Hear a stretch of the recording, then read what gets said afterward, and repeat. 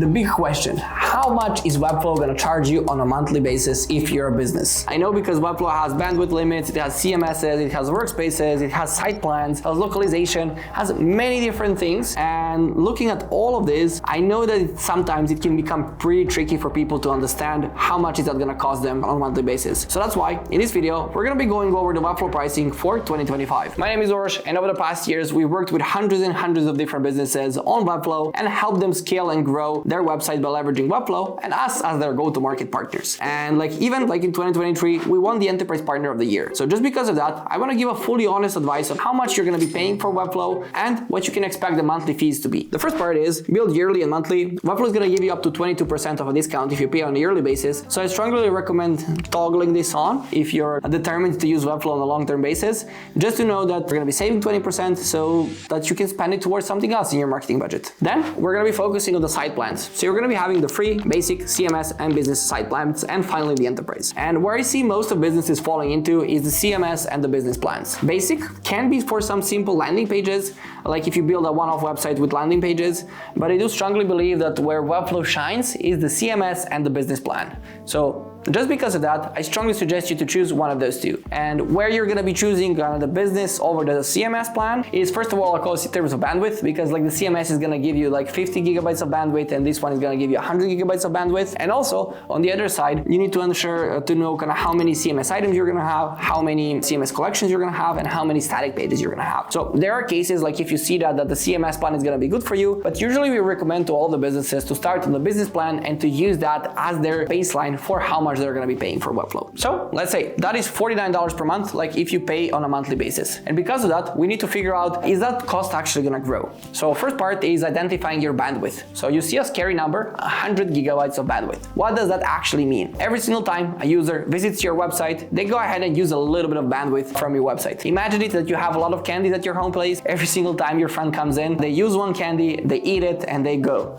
And some friends also eat 3 candies. So you need to identify for the users which are gonna be visiting multiple pages in the end. And just because of that, I strongly like to use AI and ChatGPT for that. So just go to ChatGPT, write, my website has this many unique visitors per month. Can you calculate how much bandwidth I'm going to be using on a monthly basis based on the traffic amount that I have? Sometimes you can also add a link to your website just to go ahead and get an estimate from ChatGPT on how much bandwidth you're using. Because of that, if you see, hey, I'm using more than 100 gigabytes of bandwidth, with the help of AI, of course, you're gonna know that you might be paying for a little bit more for hosting on Webflow. So if we go to 500 gigabytes of bandwidth, you're gonna understand that, hey, my cost is gonna be $289 per month by leveraging the bandwidth limits. So because of that, this is sometimes some agencies don't tell you about this in terms of bandwidth limits. So you end up maybe using a platform you were not expecting to pay for this much. But on the other side, I know that all the other platforms have bandwidth limits. So if you go with Framer, if you go with hosting on a custom solution, any of those kind of platforms are gonna have bandwidth limits. And the more traffic you have, the more you grow your website, the more you grow your business, the more cookies you're gonna be eating from the cookie jar. And because of that, the more cookies you're gonna need to feed into the jar itself to supply to all the customers that are visiting your website. So I strongly suggest you to calculate the bandwidth limits and to also not look at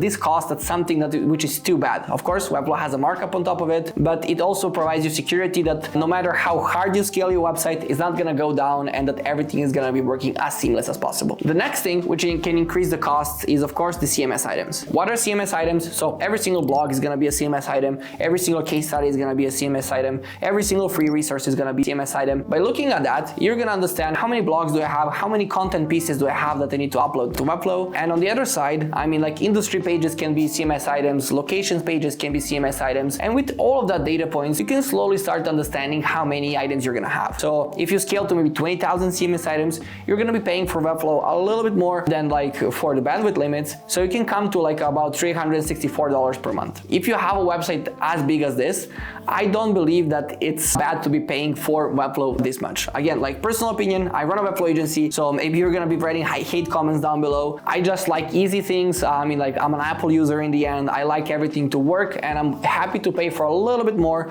to ensure that everything is gonna be working smoothly and that I can sleep at night knowing that my website is not gonna fall down. So now that we know how much we're gonna be paying for the website itself, let's see on the enterprise side, when do we switch there? So usually what we see from our clients is, first First, of course, you're using more than 500 gigabytes of bandwidth. It's usually gonna depend again on the website. Like sometimes I like to scan the website's links directly because some website sizes of pages are like huge because they have a lot of assets, they have a lot of videos, a lot of different things.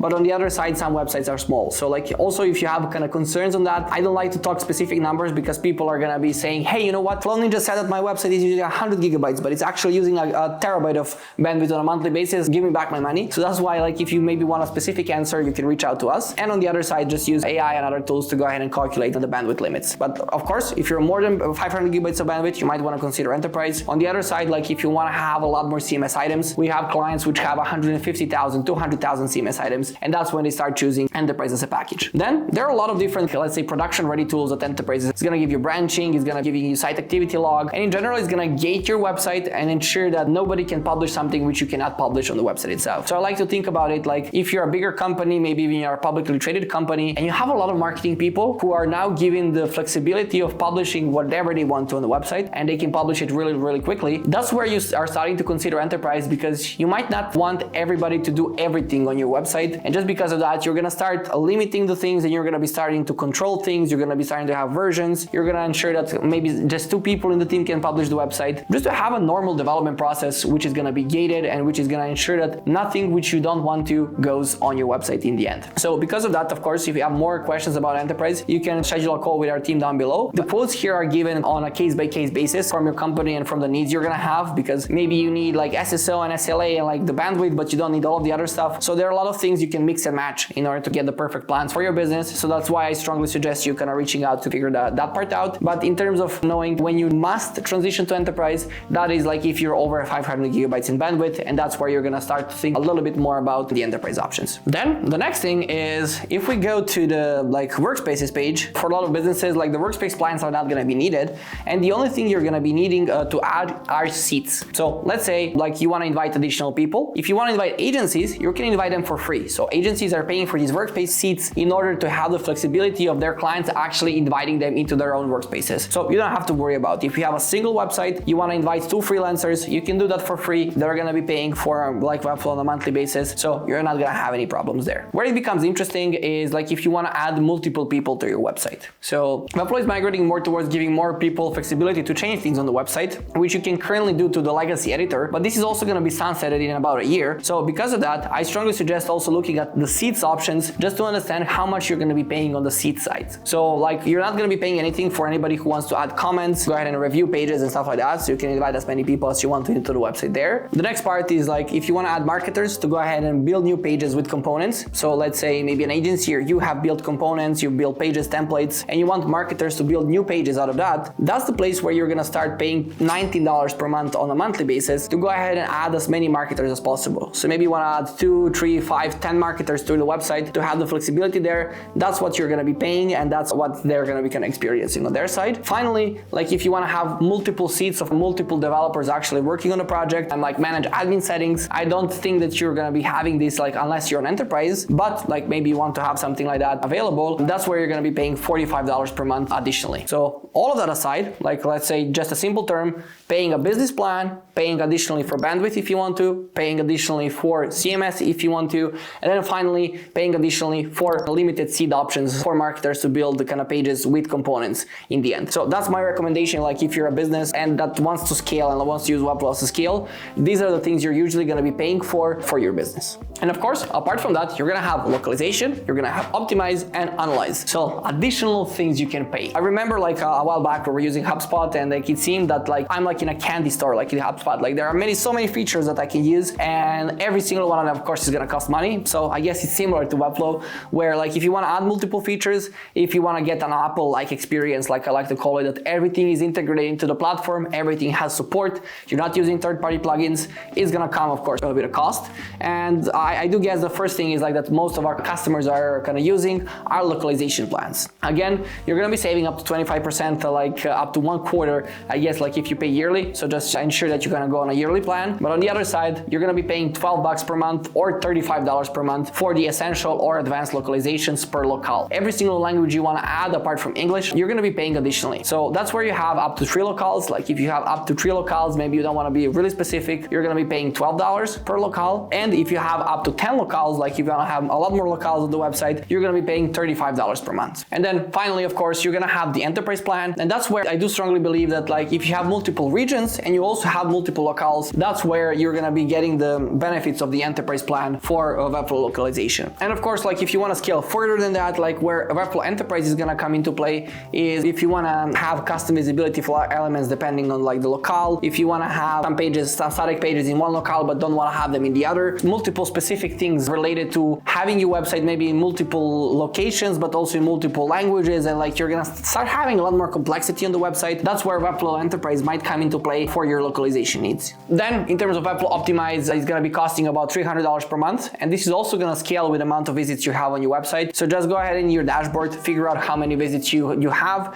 and based off of that you can calculate how much you're gonna be paying for Webflow Optimize. And additionally, we have a full video on Webflow Optimize down in the description that you can go ahead and see for the full overview of the Webflow Optimize as a platform. And then finally, we have the Analyze. Again, here you're gonna be saving even more on a yearly plan, up to 30%, almost 29%, that's Webflow likes to say it. This is where like if you wanna have analytics specific to Webflow inside of Webflow, you're gonna be using Webflow Analyze. And in this case, like it's also gonna be tiered like 10K visitors, 25K visitors, etc., where you're gonna be paying anywhere from $39 a month to $299 per month, like if you have 500,000 views on your website. It provides really good insights on your website in a really easy to view way. So this is not the most complex analytics platform, but it's the easiest way to see kind of what your customers do on the website and kind of how they behave in the end. We personally use it on top of analytics and on top of all the custom tools. I mean, like specifically for me as a CEO, because it's an easy dashboard to view. So maybe if you want to add something like that, it's also going to be an option. But in the end, I do see that most of our clients are not using Analyze, but are using Optimize and are using localization add-ons for their websites. So did I make your life easier, or did I make your life harder in terms of understanding the Webflow pricing costs? So you can leave a comment down below about questions you have, frustrations you have the Webflow pricing, and in general, what you believe that are the right plans for customers. Again, just to repeat,